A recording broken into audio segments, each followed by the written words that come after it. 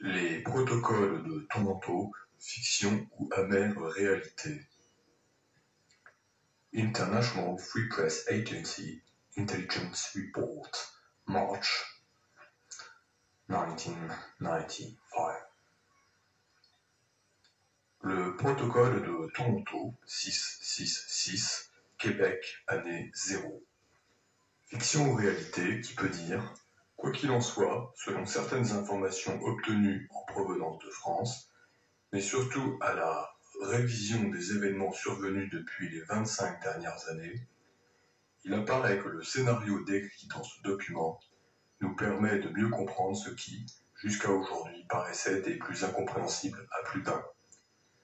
Nous livrons en entier ce document avec, en plus, une analyse des nouvelles conditions économiques actuelles qui, en elles-mêmes, semblent plus que confirmer l'authenticité de ce dernier. Fin juin 1967, à Montréal, c'est l'Expo 67. À Ottawa, ce sont les derniers préparatifs du centenaire de la Confédération. Aux États-Unis, c'est la contestation sur la guerre du Vietnam et à travers le pays, le Flower Power. Nous sommes près des événements de mai 68 en France, de l'explosion du nationalisme au Québec, du festival Woodstock aux États-Unis. Mais en même temps, cette fin juin de 1967 marque les derniers préparatifs de la mise au point du plan de la chute des nations par les hautes instances de la franc-maçonnerie anglo-saxonne à Toronto, Canada. Cette réunion secrète, hautement confidentielle, est organisée par les 666, c'est ainsi qu'ils se nomment eux-mêmes, c'est-à-dire ceux qui dirigent les 6 plus grandes banques mondiales, les 6 plus grands consortiums énergétiques de la planète, dont le pétrole fait partie, et les 6 plus grands consortiums de l'agroalimentaire, dont fait partie le contrôle des principales routes alimentaires du monde.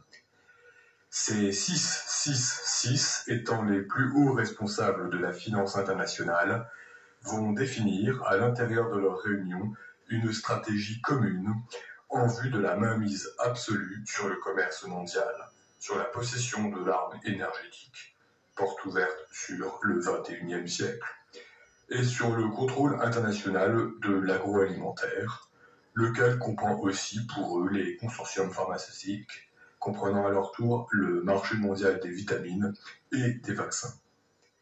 Leur plan se résume à 3 orientations majeures, l'économique, le politique et le social pour les années 70 et 80. S'il réussit, il doit irrémédiablement déboucher sur la prise du pouvoir mondial par la mise en place du nouvel ordre mondial, le même dont le président américain George Bush fera tant la promotion au début des années 90. Titre du document des 666, Panem et Circenses, du pain et des jeux. But du projet mondialiste, le génocide du vital au profit du rentable occulte. Moyen de financement du projet, entre autres se servir de l'aide humanitaire, de l'aide alimentaire internationale afin de financer les multinationales des 666. Le document.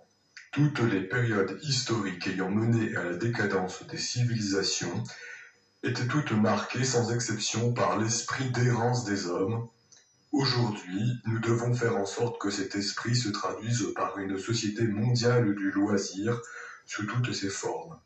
Ce loisir doit se composer du sexe, des drogues, du sport, des voyages, l'exotisme et des loisirs en général, mais accessible à toutes les couches de la société. L'homme doit arriver à croire qu'il est moderne et